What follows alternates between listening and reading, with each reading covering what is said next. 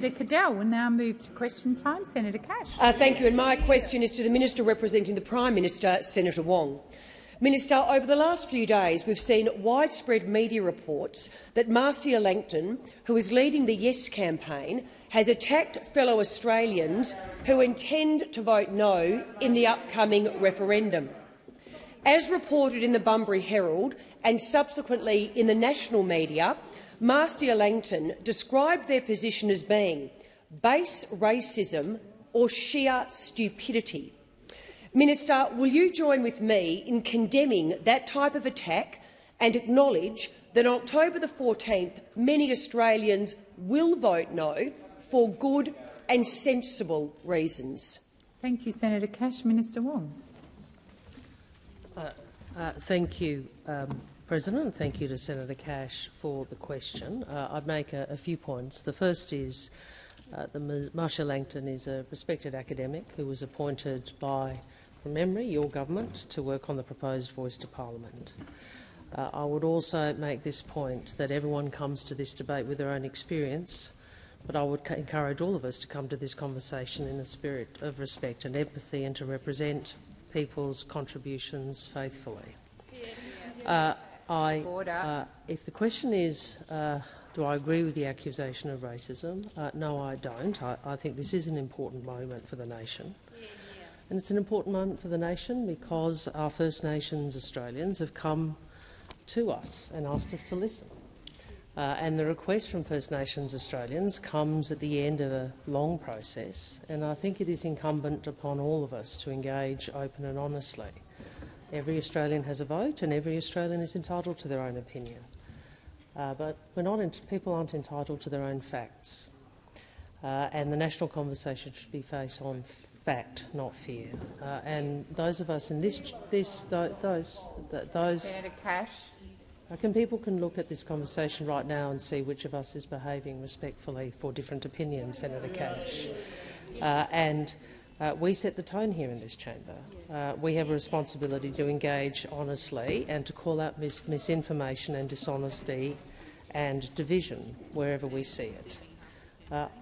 I would hope this could be a moment of unity, and we owe it to those who have been involved in years of work, from those at the First Nations constitutional dialogues to the Uluru Statement from the Heart to the legislation we passed here in the chamber and the referendum itself. I'd urge fact, not fear, to be the basis of this discussion. Thank you, Minister. Senator Cash, first supplementary. Thank you, Minister. Will you join me in acknowledging that many Australians who are considering voting no in the upcoming referendum, and that actually includes a large number of Labor voters, are doing so because they feel, on a good and principled basis, that the proposal divides Australia on the basis of race? Thank you, Senator Cash. Minister Wong.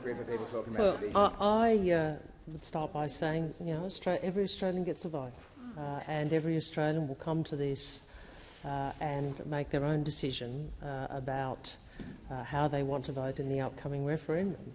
And I and those of us on this side, and some even on that side, would urge Australians to listen to what is being proposed, to listen to Aboriginal and Torres Strait Islander people in what is a modest ask, and ask for a committee which will be legislated, including with the input of those opposite, to try and ensure we get better outcomes for our First Nations peoples. What I would say is that, again, it was disappointing to see there are some in this debate who are talking about running on fear. Running on fear. And I would say to Australians— Order. Thank you, Minister. The time for answering has expired. Senator Cash, second supplementary. And, Minister, will you then join me in acknowledging that Australians who do vote no in the upcoming referendum are neither racist nor stupid, and in fact Australians who vote no will do so because they feel that that is in the best interests of our country? Will you join with me in acknowledging this simple fact? Minister Wong. I believe Australians are people of good heart, and I believe that Australians take their responsibility seriously. I have well, I will use my words, actually, and I will respect, as all of us should, that Australians will come to different views about this, and they're entitled to. All of us are entitled to. We all have a vote. What I would say is that the way in which we conduct this debate, I would urge, be a debate that is respectful, that recognises people's different experiences, that we all bring to this discussion a different life experience, would recognise that there are different views, and would also pause at least, and this is what I would ask of Australians, is to pause to listen to what is being asked. Thank you, Minister. The time for answering has expired. Senator Payman. My question is to the Minister representing the Prime Minister, Senator Wong. It is just over 1 month before Australians head to the polls to vote in the referendum on Voice to Parliament. Can the Minister explain to the Senate how the Voice is an opportunity to bring Australians together and help achieve better outcomes for Aboriginal and Torres Strait Islander people? And can the Minister outline why the government supports constitutional recognition through a Voice to Parliament? Thank you, Senator Payman. Minister Wong.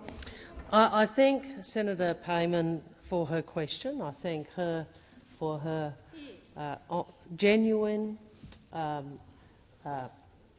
interest in closing the gap and for her determination to build a better future for all Australians. And on October 14, all of us, every Australian, will have a once-in-a-generation opportunity to bring our country together and to change it for the better, to vote for recognition and listening so we get better results. Constitutional recognition through a voice is the form of practical reconciliation that Indigenous Australians requested as part of the Uluru Statement from the Heart. It is supported by an overwhelming majority of Aboriginal and Torres Strait Islander people. The Voice will offer ideas and advice so governments can make better decisions to address the challenges facing Aboriginal and Torres Strait Islander people. It is an advisory committee made up of representatives from across the country. It won't have the power to make or veto government's decisions.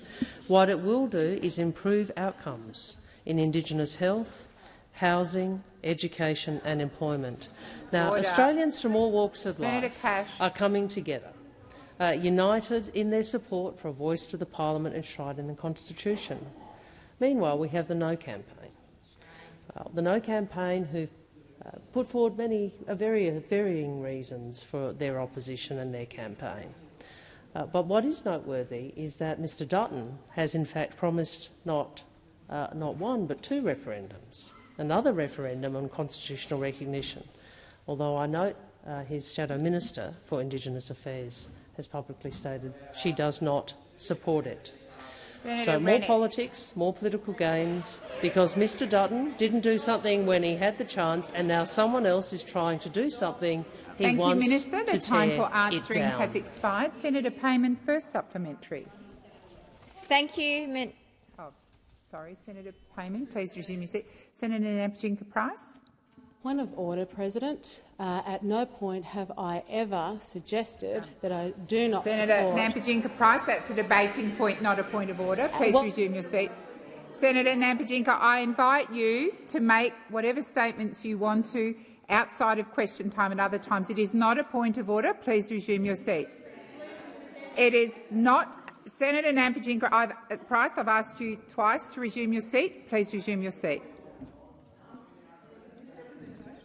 Senator Nampijinka-Price, as the President, it's my authority to direct you to resume your seat. Resume your seat. Order. Order. Order. Order. Senators on my left and right. Senators on my left and right. Senator O'Neill, I'll remind you, as the President, it is my job to control order in this place, and that was very unhelpful. And I have Senator Wong on her feet. On the point of orders, President, if I may, Senator Nampijinpa Price has raised an issue. If I have made an incorrect reflection, I'm always happy to withdraw it, and I would invite her to, at an appropriate time, make a contribution to the chamber. I believe that that was what was reported, and I represented that according to public reports. But if that is incorrect, of course, we will do you the courtesy of ensuring you have the opportunity later in proceedings to do that. If I may return, where are we at? I'm calling Senator Payman. Senator Payman, first supplementary. Thank you. There have been a number of reports on respective campaigns on the upcoming referendum on the Voice to Parliament. Can the Minister please update the Senate on how those campaigns are being conducted as Australians prepare to vote on October 14? Senator Wong. Thank you. Well, it was quite disturbing, and I would hope that Senator Cash and others who are urging a higher tone in this debate might join with me in condemning this, because it was disturbing to read in yesterday's Sydney Morning Herald and Age that the No campaign has instructed volunteers to use fear and doubt rather than facts to trump the arguments used by the Yes camp. And I look forward to Senator Cash joining with me in condemning such an approach, which is not the approach that we should be taking to this discussion. I mean, this is nothing more than fear-mongering. Those will do and say anything if they think it will help them politically, spreading lies and sowing fear, even when it means standing in the way of a better future for Australians. You see, this is a political tactic that we have seen, regrettably, from some on the other side in so many ways. Certainly Mr Dutton has an approach. He builds himself up by tearing things down. Thank you, Minister. The time for answering has expired. Senator Payman, second supplementary. Thank you, Minister, for the update. Can the Minister remind the Senate about efforts to achieve reform in Australia in the past? What lessons can we take from the history as we seek to make progress towards a better future for all Australians? Senator Scarr. Senator Scarr, I'm calling you to order. Minister, please, second supplementary. Thank you, President. The facts are, we know from what the No campaign have told Australians, that they are prepared to exploit fear to put that political fight ahead of national progress. And you know, I say to those opposite, instead of interjecting, complaining about it, maybe you should do something about it. Surely, if you want this debate to be a decent debate, if you want this debate to be a debate that is worthy of the Australian people, then surely those opposite and Mr Dutton might use their leadership to ensure that we saw facts, not fear, as the basis of Senator the debate. Rennick. Now, we know, of course, that those opposites do like to resort to fear tactics. We remember words such as economic wasteland. We remember an assertion that secure jobs and better pay would leave supermarket shelves bare. The time for answering has expired. Thank you. Senator McGrath. Thank you, President. My question is to the Special Minister of State, Senator Farrell. Has the Albanese Labor government finalised new guidelines for the use of special-purpose aircraft? In what year were the guidelines that are currently applicable dated or first approved? Thank you, Senator McGrath. Minister Farrell. Thank you, President, and thank Senator McGrath for his question. Yes, I can provide some information in response to that question, Senator McGrath, and if further information is needed, then I will seek to get that information after question time. But the draft Special Purpose Aircraft Guidelines 2023 have been updated to reflect the security advice ratified by the Security Coordination Committee on the 1st of March 2023. In accordance with this advice, the draft guidelines will not be finalised until the transparency and accountability considerations are finalised.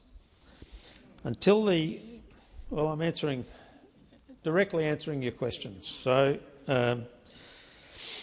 please listen. Until the guidelines are finalised, the government is authorising flights in accordance with the 2013 guidelines. The use of special purpose aircrafts are being reported, reflecting the security advice and the updated draft guidelines. As I said, if there's further information that I can provide, then I shall do that. Thank you, Minister. Senator McGrath, first supplementary. Thank you, Minister. So what is the security classification of the guidelines for the use of special purpose aircraft? And if these documents are unclassified, will they be released publicly in accordance with orders of the Senate? Thank you, Senator McGrath. Minister Farrell. Thank you, President, and thank Senator McGrath for his first supplementary question. In respect of your first part of your question, the 2013 Special Purpose Aircraft Guidelines, as published, are classified as official. In respect of your second question, I will need to seek some advice from the Minister in respect of that question. Senator McGrath, second supplementary. Thank you. According to leaked Albanese government talking points repeated by the Minister for the Environment on Monday, the government is committed to providing SPA flight manifests to IPIA. However, a second leak of updated talking points removes any reference of providing manifests to IPIA. Is the government committed to providing the SPA manifest to IPIA or not? And why are the manifests not currently being provided to IPIA? Thank you, Senator McGrath. Minister Farrell. Thank you, President, and thank Senator McGrath for his second supplementary question. I'm advised that the Royal Australian Air Force stopped providing weekly manifests to IPIA on the 7th of December 2021. It's a matter of public record that the Leader of the Opposition, of course, was the Minister for Defence at that time. The Minister for Defence has directed his department to continue to work with IPIA for assurance and scrutiny of public expenses, including for special purpose aircraft. If there's, again, I repeat, if there's any further information I can provide you after question time, I'll come back and do that. Thank you, Minister Farrell. Senator Waters. Thanks very much, President. My question is to Minister Gallagher, representing the Minister for Health and Aged Care. The Universal Access to Reproductive Health Care Senate Inquiry Report made 36 recommendations to address barriers to sexual, maternity and reproductive health care in Australia, and it was tabled in May this year. The government response to those recommendations to the report was due on the 25th of August. We're almost 3 weeks beyond that due date, with no explanation for the government's delay. Women's health should be a priority, and women are sick of waiting for policy reform. When will the government release its response to this report? Thank you, Senator Waters. Minister Gallagher. Thank you, President. I thank Senator Waters for the question, and it's an important one and an important report that the Senate inquiry handed down into access to sexual and reproductive health. And as Senator Waters outlined, the report did highlight a number of areas that need improvement so that women can access affordable, timely and appropriate care, including close to where they live. The government is currently working through recommendations outlined in the report, and we will table our response as soon as those are finalised. There are a large number of recommendations in the report, 36 in total, and the Minister for Health and his assistant ministers ensuring that we get the response right, working with our state and territory colleagues, consulting with the sector and across departments, and we will table our response as soon as it is finalised. But I would also say we have already invested significant funding and begun work on several of the recommendations in the report. Over 60% of the longer MBS consultations are used by women. That's those consultations that are over 20 minutes under Level C items and over 40 minutes under Level D items. We have committed over $99.1 million to introduce a new MBS item for consultations of 60 minutes or more to support more improved access and affordability for patients with chronic conditions and complex needs, including those with mental health conditions, family, domestic and sexual violence, chronic conditions, as well as reproductive health and matters like menopause. We've also committed $26.4 million over 4 years to extend support for research and data collection activities that support women and girls' health outcomes. And we welcomed the TGA's decision to remove a number of restrictions on health professionals who prescribe and dispense MS2-STEP. Thank you, Minister Gallagher. Senator Waters, first supplementary. Thanks, President. Women experiencing menopause struggle to get adequate treatment, but this has been exacerbated this year with the discontinuation of several brands of hormone replacement therapy transdermal patches. What will the government do to ensure that women have access to the necessary menopause treatments and that they are affordable? Thank you, Senator Waters. Minister Gallagher. Thank you. I will see if there's anything more I can come back to Senator Waters with on the specifics on that, but I would say Minister Carney has been leading the work on this from the House of Representatives, and I have seen a number of forums where she has attended and held sessions on, particularly on menopause and how to provide appropriate health services for women who are going through menopause, but not only menopause, on pelvic pain, endometriosis, a whole range of areas where we believe women's health and addressing women's health matters haven't been appropriately dealt with. So I'll see if there is anything further I can on the specifics of the treatments that you refer to, because I don't have any information about that. But making sure women going through menopause are able to access the appropriate health treatments is a priority for this government, and Minister Carney is doing incredible work in that area. Thank you, Minister. Senator Waters, second supplementary. Thanks, President. Women's pain is often minimised or not believed. 1.8 million women in Australia live with chronic pain. Pain Australia is calling for 10 subsidised allied health visits per year to achieve effective multidisciplinary pain management. What is the government going to do to ensure that women suffering from chronic pain can get and afford the health care that they need? Thank you, Senator Waters. Minister Gallagher. Thank you, and I do acknowledge the question from Senator Waters on women's health and the fact that there are barriers affecting women and their access to health care, and indeed when they're accessing health care, the way that those conditions are responded to, and there is a lot of evidence around bias in addressing women's health matters. So I acknowledge that and her long-standing interest in these matters. I would say, again, under the leadership of Minister Carney, there has been a women's health advisory group brought together, putting forward a women's health plan, and all of the matters that you've raised in your questions would be forming part of the discussions that have been held under that. Part of my job in ensuring that we are leading in terms of gender equality across the board also includes health, and I know that that has featured in some of the work that the Women's Economic Equality Task Force have been looking at as well. So there is a lot of work happening across government. The time has expired. Senator Sheldon. Thank you, President. My question is to the Minister representing the Minister for Employment and Workplace Relations, Senator Watt. In the middle of the pandemic, Qantas sacked 1,700 of their ground crew workers and outsourced their jobs.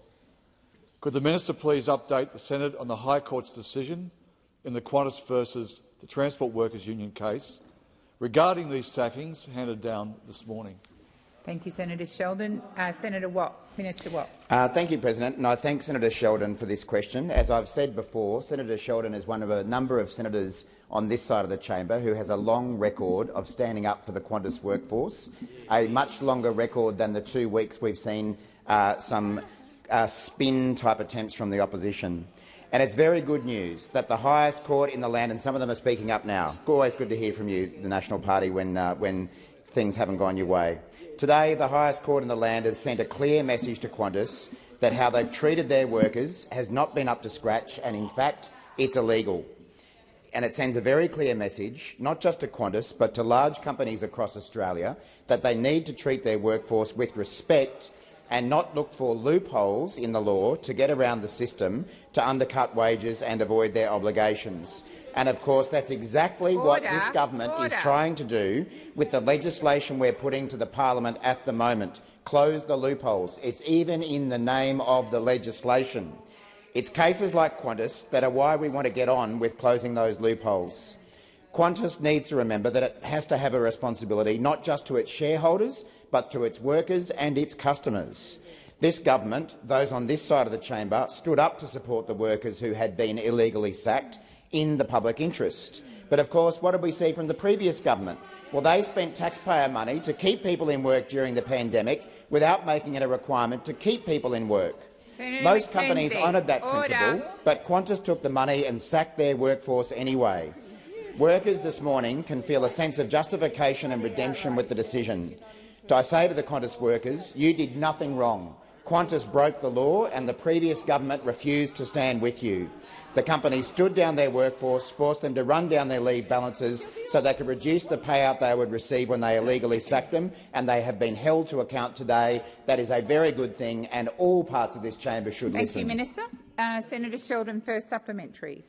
What did the previous government do to prevent illegal sackings while they were receiving millions of dollars of taxpayer-funded pandemic support? Order. Order. Minister Watt. Thank you, President. Well, Senator Sheldon, I could answer your question with one word, nothing, but I'll give you a slightly longer answer. If you were to only listen to the LNP now that they are in opposition, you would be forgiven for thinking that they might actually have grown a backbone and stood up for workers. But luckily, for the benefit of the Australian public, we kept the receipts from their time in office. When Qantas sacked and outsourced thousands of its workforce, despite receiving $2.7 billion in taxpayer support, including $900 million for JobKeeper, one coalition minister at the time said it was, quote, a commercial decision for Qantas, and they are entitled to make those decisions. Which coalition minister might that have been at the time? Senator Cash! You can always rely on Senator Cash to kick workers when they're down, and that's what she did when she was a minister in the former government. Then Industrial Relations Minister Christian Porter said it was a good model, and then Transport Minister Michael McCormack said, I know the decisions are in the best interest of their company going forward. The time for answering has expired. Senator Sheldon, second supplementary. Well, there you go. You've exposed a lot of it. What are the Albanese government doing to support workers and ensure they are protected? Minister. Thank you, President. Thank you, Senator Sheldon. Well, for starters, we intervene in court cases when workers' rights are on the line. We intervened in this court case and took a position that Qantas had done the wrong thing. What did we see from the coalition government when they were in power? When cases went to the High Court, they did sometimes intervene. They intervened to undermine agreed conditions in enterprise agreements. They intervened to cut the rights of casuals and also to cut the right of shift workers. In contrast, the Albanese government is determined to close the loopholes, and we look forward to certain groups who say they care for workers — hello Senator Hanson, hello Senator Roberts, hello Senator Pocock — voting with us to make sure that that stops. To the chair. The Albanese government is acting to close various loopholes, like criminalising wage theft, getting rid of this idea of forced permanent casual workers, and giving casual workers who are working like they're permanent a chance to convert to permanent employment. As I say, we look forward to all parties in this chamber who say they care about workers voting with us and getting on with it this year. Thank you, Minister. The time for answering has expired. Senator Hanson. Thank you very much. My question is to the Minister representing the Prime Minister, Senator Wong. The Productivity Commission's role is to help governments make better policy in the long term of the Australian community. The new Productivity Commissioner, Danielle Wood, has argued there's no justification for how little Australian retirees are taxed and has called for a debate on inheritance tax to address intergenerational inequity. Will the Albanese Labor government rule out imposing an inheritance tax? Thank you, Senator Hanson. Minister Wong. In relation to the last no, the government is not contemplating an inheritance tax. Second, speaking of fear and fact, I'll take the interjection from Senator Cash. And others on that side. It's just really extraordinary, isn't it? They come in here demanding discussion about facts, but we see yet again fear campaign. No, it is not government policy, nor are we proposing one. As the Treasurer, I understand, has said, obviously Ms Wood is a well-published economist. She's written and spoken about economic policy for many years. Obviously, the Treasurer and the government may not agree with everything she has said or published, but she is an economist of great note. And if I may say, we've not had a woman head the Productivity Commission before, and that of itself is a good thing to see a woman who is so well qualified come to head that body. I think Senator Gallagher yesterday gave some information to the chamber in relation to selection process. I again reiterate Ms Wood has said and written many things, as you would expect from someone in her position. Not all of them are ones the Treasurer might agree with, and they certainly don't represent government policy. But the point is that we have appointed someone to head the Productivity Commission who is deeply engaged in some of today's difficult economic questions, and that is a good thing to ensure that the government and the Australian people, as well as the Parliament, can have the benefit of the advice and views of the PC. Many governments will Thank obviously you, Minister. The time for not answering take up has everything. expired. Senator Hanson, first supplementary. Thank you. Just to make sure it's of your answer, Australians pay 40 to 45% tax on a new home build, and over their lives they are always paying land tax, capital gains tax, GST, stamp duty and countless other government fees and charges. Everything is taxed in this country. Does the Prime Minister support continuing to tax the families of hard-working Australians after they die with an inheritance tax? Senator Hanson. Minister Gallagher. I was just going to raise a question about whether the supplementary flows from the primary question. Yes, I was just about to make that point. Senator Hanson, it's very difficult to see how your first supplementary is related to the primary question, but I can invite Minister Wong to answer the parts of it she wishes to. Minister Wong.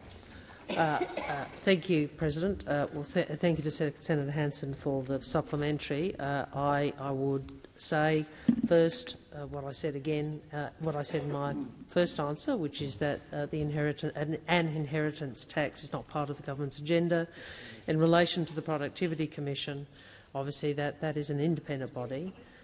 We respect its independence and we respect its contribution to the national discussion about economic issues. As an independent body, as an independent body, obviously, governments of the day won't always take the advice in its entirety of the PC, and that was the case under the previous government too.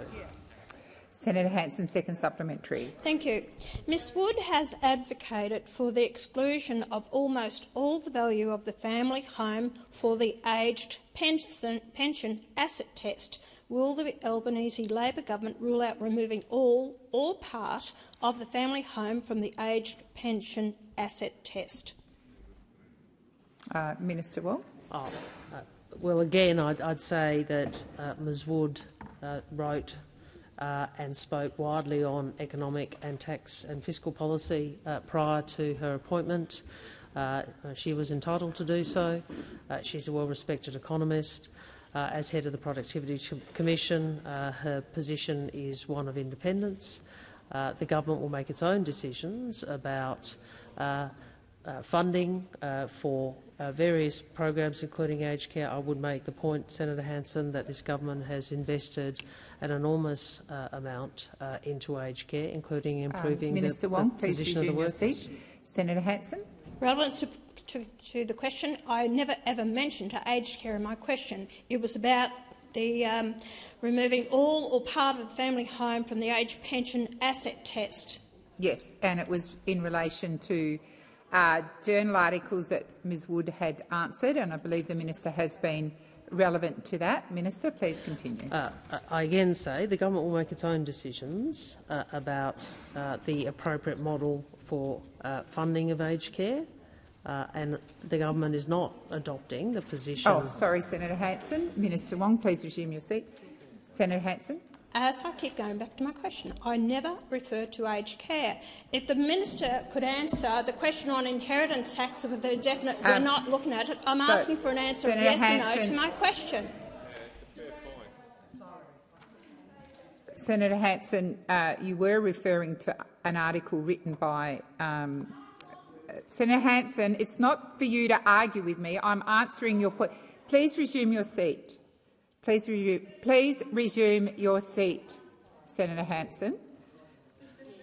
You asked about the asset test in an article written by Ms Wood. The minister was being relevant. I'm happy to remind the minister of the question in the remaining 11 seconds. Minister Wong. I simply say this, that the government will make its own decisions about funding models and about eligibility, as we have in previous budgets. Ms Wood. Thank you, Minister. The time for answering has expired. Senator Cadell. Thank you, President. My question is to the Minister representing the Minister for Infrastructure and Transport, Senator Watt. I refer the Minister to comments made last week by the Minister for Transport, Catherine King, when she was asked a question by Sabra Lane on ABC Radio regarding how much the Qatar airport security incident weighed into her decision. She said, quote, "Well, it wasn't a factor in the decision." End quote. Minister Farrell also advised the chamber during question time last week that, and I quote, "I have just travelled through Doha Airport on my way back from a holiday a few weeks ago, and I personally don't see any risks." But the Transport Minister also said of the incident, "It wasn't the only factor, but it was one." The question is very simple. Was it a factor or not? Thank you, Senator Cadell. Senator Watt. Thanks, President. Thanks, Senator Cadell. This is, these questions have been answered now for the best part of 2 weeks, so I'm not really sure what further light can be put on the question. I read the transcript from Minister King, and my recollection of it said that she said it was those incidents, those extremely more than regrettable, more than unfortunate incidents that shouldn't have occurred involving women, were context for her decision. That's what I remember Minister King saying in that transcript. She and many other ministers have said repeatedly that the decision was made in the national interest, that there was no one factor. I'm not really sure what we can add to the previous answers that we've given on this point.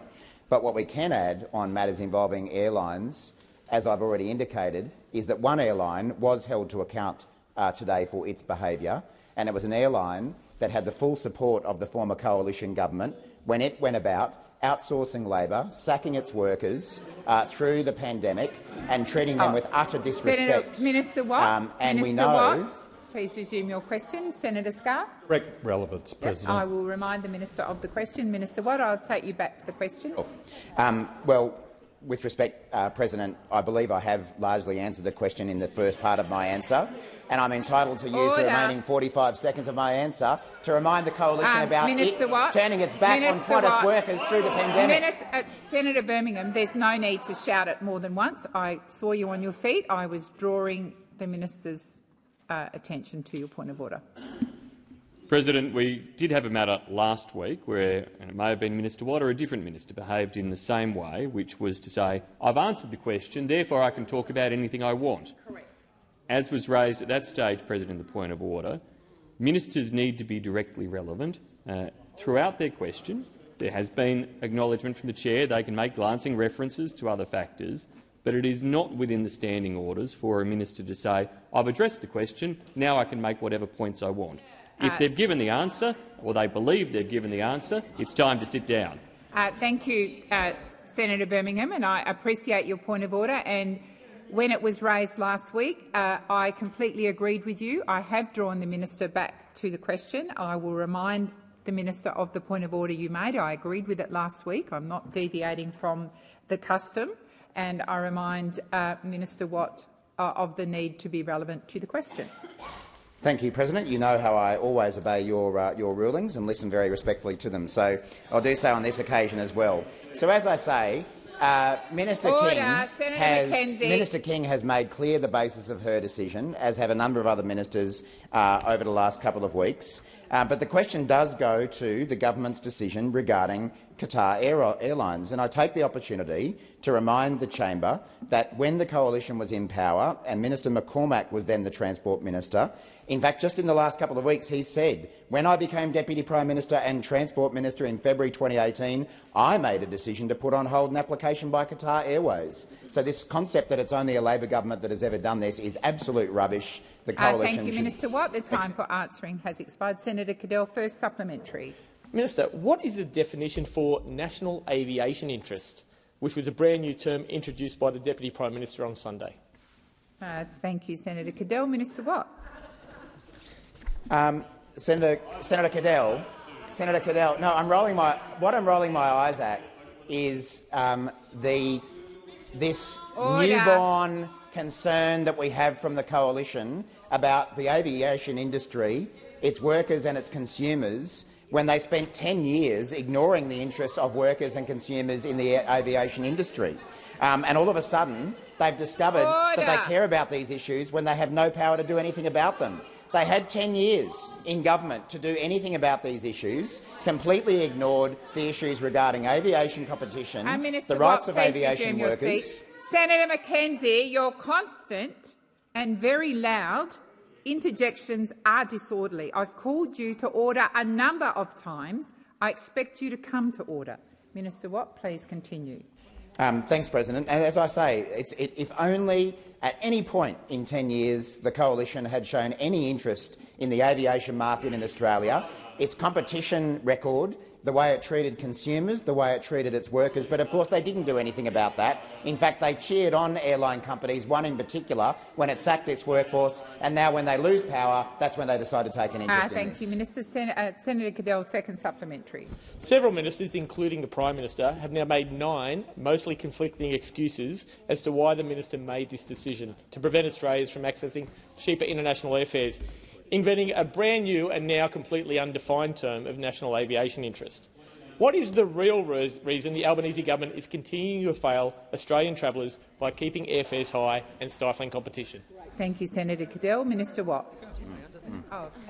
Senator Wong. There may have been a point of order. There may have been a misspeak, or I may have missed which minister, but I think the senator referred to his decision. I assume he's referring to Minister King's decision, her decision. Yeah. Thank you, Senator Cadell. Minister Watt.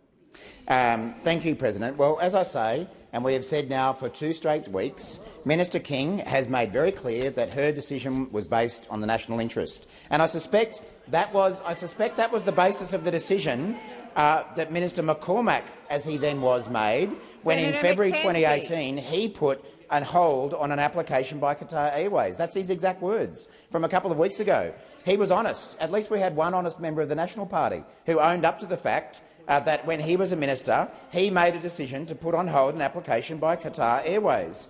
I haven't seen any calls from the opposition over the last couple of weeks for any of the airlines that currently have the ability, under the law, under the rules, to bring more flights to Australia to actually do so. How about you join in our calls on those other airlines to get more flights into Australia and relieve pressure on prices? But I also take the opportunity to remind the chamber that aviation prices and tickets first went up under the coalition. So again, maybe there wouldn't be an opportunity for you to do something about it when you were there. The time for answering has expired. Senator David Pocock.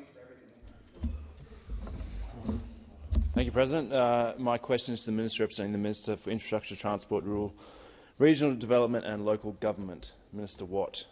The price of petrol most Australians are paying has been sitting above $2 a litre for weeks.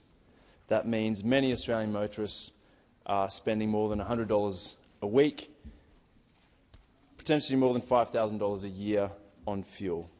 Adding insult to this cost, the huge expense is paid to multinational oil companies.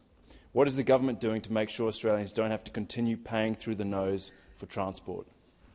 Thank you, Senator Pocock. Minister Watt. Thanks, President, and thanks, Senator Pocock. I know you have an interest in electric vehicles. In fact, I think we took a spin around Parliament in one at one point last year, an electric ute, because we are seeing tradies along with many other people in the community, increasingly turn to electric vehicles as a way of relieving their cost of living pressure. And I'm certainly aware that petrol prices are pretty high at the moment, and they are putting pressure on family budgets. So assisting those families who wish to do so move across to electric vehicles is a key policy of the Albanese government. And fortunately, I mean, it's interesting that the people who are piping up, Senator Rennick, Senator Canavan, who are the people who held us back for 10 years? It was characters like them. Because, of course, we've got finally to a point in this country where we have a government that doesn't run around saying that electric vehicles will end the weekend. There are more electric vehicles on the weekend. There's more electric vehicles on the weekdays as well. And this government, as a result, Senator Pocock, has released Australia's first national electric vehicle strategy, delivering on our commitment to provide greater choice for Australians to drive cars that are cleaner and cheaper to run. Again, 10 years in office the coalition had to do something about electric vehicles, but of course all they did was run another scare campaign. It was right up there with their $100 lamb roasts. It was up there with ending the backyard barbecue. Electric vehicles were going to end the weekend. Well, every day when I get out on the roads, I see Teslas, I see other electric vehicles, and occasionally we get to have a weekend. We don't get a lot of weekends in this job, but a lot of Australians do. And the weekend has survived 10 years of the coalition in power, and the weekend has survived electric vehicles as well. So it is good to see the uptake of EVs continuing to increase, with recent figures showing that sales during the first half of this year have already passed the total from all of 2022. That's a good thing, and it shows what can happen when you have a government supporting EVs. Thank you, Senator Watt. Senator Pocock, first supplementary. Thank you, President. Thank you, Minister. It's good to hear that you have a strategy. I'm interested in the promise of fuel efficiency standards going into the last election. We're over a year in now. What is the timeline for delivering them? Because that is what will actually deliver for households who can't access electric vehicles through their business. Thank you, Senator Pocock. Minister Watt. Thanks, Senator Pocock. Minister Bowen, who of course is leading this effort with Minister King, has said that their goal is to release a draft fuel efficiency standards by the end of this year. And I know that they've been meeting with a range of stakeholders on this issue, from the Electric Vehicle Council to the Federated Chamber of Automotive Industries, to ensure that they have heard a full cross-section of views. There are claims that you see being made sort of from around about that kind of area, that fuel efficiency standards will increase the cost of new cars, but yet again they are claims that don't stack up, and they're not supported by the experience in the US or the EU, which have long-standing fuel efficiency standards. What we've seen internationally is that fuel efficiency standards increase electric vehicle supply because they incentivise vehicle manufacturers to provide electric vehicles to our market to avoid penalties. So, as I say, the minister's intention is to release draft fuel efficiency standards by the end of this year, and there'll be some further consultation once that happens. Thank you, Minister. Senator Pocock, second supplementary. Thank you, President, and thank you, Minister. It's great to hear that there is a timeline. I've heard concern from stakeholders at just how long this is taking. Australia is the only OECD country without these. Russia and Australia are the two that have that mantle. We're not reinventing the wheel here. Why is it taking so long? Thank you, Senator Pocock. Minister Watt. Good question, Senator Pocock, and the answer is right over there. Right over there. 10 years of no action on this front. 10 years of running scare campaigns about electric vehicles, about renewables, about backyard barbecues, about lamb roasts, about Whyalla wipeouts, all those scare campaigns, and here's one of the chief offenders. Minister Watt, order. Senator, order. I've got a senator on her feet. Senator McKenzie. Direct relevance. Senator Pocock asked a serious question that I would also like the answer to, and this minister continues to blame the opposition. Senator McKenzie, order. That's a debating point. Order. Order. Minister, please continue. Thank you, President. It's stunning that Senator McKenzie, of all people, should get up and ask for an answer on this. I mean, we know that they had 10 years to do something about this, but certain ministers, won't name anyone, were a bit busy with colour-coded spreadsheets for 10 years. Maybe that's what they were putting their time into, rather than fuel efficiency standards. Minister Watt. Senator Pocock. Sorry, President. I'd also like to raise direct relevance. I asked about this government, not the former government. Thank you, Senator. Order. Order. Order. Senator Pocock, your question went to why has it taken so long. The minister is being relevant, but I will remind him that the last couple of sentences he had drifted away from the question, so I'll direct him back to the question. Minister Watt. Senator Pocock, I would argue that given when we came to office, we inherited zero work on this issue and had to start from scratch, as we did on so many other climate and energy-related issues. The fact that by the end of this calendar year we intend to release a draft fuel efficiency standard is a good outcome. If the former government had done anything on this, it would have been a matter of implementing it, but we've had to start from scratch, and I can assure you it is a priority for this government. Minister. The time for answering has expired. Senator Watt. Senator Pratt. Thank you, President. My question is to the Minister representing the Minister for Housing and Homelessness, Senator Farrell. Earlier today, the Senate passed the Housing Australia Future Fund and sent the bill back to the House for consideration. It is a big step towards establishing the Housing Australia Future Fund. Given this significant development, can the Minister please explain what the difference the fund will make to Australians needing a safe and affordable place to call home? Thank you, Senator Pratt. Minister Farrell. Thank you, President, and can I thank Senator Pratt for her question and her deep interest in the issue of housing, particularly as it relates to her home state of Western Australia. I thank her for her ongoing support for the Housing Australia Future Fund, which is now set to pass Parliament this week. This fund will create an ongoing pipeline to help build social and affordable homes right across the country, not just for this term of government, but into perpetuity. And it's supported by the broad and ambitious Albanese government housing reform agenda. We've heard from the experts about how these measures will help, but the most important feedback has been from people whose lives have been changed by safe and secure housing. People like Sean and Lisa, who met with the Minister for Housing recently. Sean had been needing surgery, but doctors couldn't operate while he had nowhere secure to be discharged to. Lisa told us that because they finally had a place to call home in social housing, like the homes this fund will deliver, Sean could finally access the medical care he needed. Access to housing changes lives. The Housing Australia Future Fund will change the lives of countless Australians. That is why our work in this place is all about, and it's what the Albanese government is working for each and every day. Thank you, Minister. Senator Pratt, first supplementary. Thank you, President. I know this will be welcome news to all those in WA who've been waiting for the affordable housing the Housing Australia Future Fund will provide.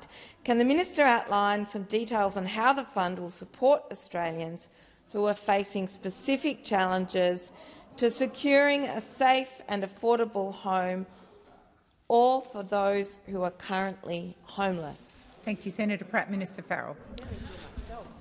Thank you, President, and thank Senator Pratt for her first supplementary question. The Housing Australia Future Fund will provide important supports for Australians who face significant challenges to find safe and affordable accommodation. The passage of this legislation allows us to deliver on our commitments, 4,000 homes and $100 million for crisis and transitional housing options for women and children leaving domestic violence and older women at risk of homelessness. $200 million for the repair, the maintenance and the improvement of homes for remote Indigenous communities. $30 million to build housing and fund specialist services for our veterans. This is a significant day for Australians who need and deserve our support and have a safe and affordable place to call home. The $10 billion Housing Australia Future Fund will fundamentally change housing in Australia. Thank you, Minister. Senator Pratt, second supplementary. The fund is a great demonstration of the collaborative approach the Albanese government is adopting, as the government has been working in partnership with the states and territories, local government and the not-for-profit sectors to improve housing for Australians. Can the Minister please provide an update to the Senate on how the news of the passage of the government's Housing Australia Future Fund has been received by our valued partners? Thank you, Senator Pratt. Minister Farrell. Thank you, President, and once again thank Senator Pratt for her question. And yes, I can give an answer to that question. I also thank the Senator for their respect for the stakeholders who have been so supportive of the Housing Australia Future Fund. Over the last few days, we've heard from them about the difference this legislation will make. As the Master Builders said, the Housing Australia Future Fund legislation is a vital piece of housing puzzle by encouraging investment in the social and community housing sector. And Kate Colvin from Homelessness Australia said, "The homes delivered through the HAF will each make an enormous difference to people who would otherwise be homeless." I want to thank the housing and homelessness sector, the building and the construction sector, and embrace their partnership in the delivery of homes to come from the Housing Australia Future Fund. Thank you, Minister. Senator Patterson. Thank you, Madam President. My question is for the Minister representing the Minister for Home Affairs, Senator Watt. From the 28th of October 2023, the ACT will decriminalise the possession of small amounts of the most commonly used illicit drugs.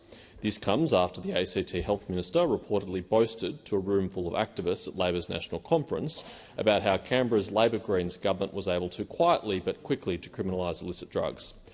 Does the federal government support their ACT Labor government colleagues' plan to decriminalise hard drugs, including methamphetamine, heroin and cocaine? Thank you, Senator Patterson. Minister Watt. Thanks, Senator Patterson. Clearly, the question that you're asking is a question for the ACT, over which it has no over which the federal government has no responsibility. So I don't know why we're using the federal parliament to ask questions about a territory government and its decisions. Senator Patterson, I know it's a while since you've been able to ask a question in your portfolio, but I would have thought there are other issues that are clearly within the province of the federal government in Home Affairs that would be something that we clearly have responsibility for. So it's a little odd that the only question we're receiving in the Home Affairs area is something that is the decision of the territory government. Minister Watt, please resume your seat. Senator Patterson. On direct relevance, Madam President, two agencies in the Home Affairs portfolio, the Australian Border Force and the Australian Federal Police, have publicly commented about their concerns about this development. Minister Watt, please continue. Well, as I say, President, this is a decision that's been made by the ACT government. I know Senator Canavan wanted to have a Senate inquiry and a private senator's bill about another decision that was made by the territory government. What we're focusing on are matters that are decisions of the federal government, including in the Home Affairs portfolio, strengthening our national security. That's what we're focused on, rather than the decisions that territory governments make. Of course, the AFP are entitled to their view, but as I say, our focus when it comes to the Home Affairs portfolio is ensuring our national security is strong, is ensuring that we fix up the complete mess around cybersecurity that was left by the former government. They're the issues that we're really focused on in the Home Affairs portfolio. I know Minister O'Neill has also been working closely with Minister Giles, the Immigration Minister, about the migration review, another issue that was a complete mess when the former government lost office. We've been tackling the backlog of visa applications, which was up to 1 million when we took office. They're the issues that we've been very focused on in the Home Affairs portfolio. Thank you, Minister. Senator Patterson for supplementary. Thank you, Madam President. Perhaps the Minister's getting the answer now from his colleague. What is the government's plan to ensure this loophole isn't exploited by organised crime groups operating across Australia after the Australian Federal Police warned that changes will lure recreational drug users into Canberra and spark an increase in drug-related deaths? What impact will these laws have on other jurisdictions, for example, New South Wales? Thank you, Senator Patterson. Minister Watt. Well, Thank you, Senator Patterson. Of course, it is important to recognise that the changes the ACT have made have been in relation to small quantities of these substances for personal consumption. Senator Cash. Senator Cash. Senator Cash, you're calling someone a disgrace. Minister Watt. You are calling someone a disgrace. Minister Watt, resume your seat. Senator Cash, I request that you withdraw that comment. I withdraw. Thank you, Senator Cash, and I would ask that you listen in silence. Minister Watt, please continue. But the point remains, Senator Patterson, that the issues you're asking questions about relate to decisions that were made by the ACT government. They would be entirely appropriate questions to put to the ACT government. I know the Liberal Party does have a handful of members of the ACT Assembly, and they would be questions best put to the ACT government. We, of course, take advice from our agencies about these matters, but we've got enough to do cleaning up the backlog of visa applications, cleaning up the mess of a migration system, cleaning up the mess of a cyber security system that were all left to us by your government in the Home Affairs portfolio. That's our key focus. Thank you, Minister. Senator Patterson, second supplementary. Thank you, Madam President. Interesting the minister doesn't think the illegal importation of hard drugs internationally is a matter for the federal government. A spokesman for the Minister for Home Affairs said in response to this issue, state and territory laws are a matter for those state and territories. Is the government abrogating its responsibility for combating illicit drugs impacting our communities? Thank you, Senator Patterson. Minister Watt. No, I mean, that is just absurd. Of course we are not abrogating our responsibilities, because our responsibility does relate, as the federal government, to the importation of these drugs from overseas. And we are resourcing the Australian Border Force and other agencies to do that. That is, of course, not what the focus of the ACT legislation is about. To argue that laws made by a territory government relating to personal consumption of drugs are the same as organised crime importing large substances of drugs from overseas, to argue that they're the same thing is complete nonsense. So, as I say, we'll keep focusing on fixing the various messes you left us behind in the Home Affairs portfolio, and we'll leave it to the ACT government to do their bit. Minister Wong. President, I ask that further questions be placed on notice.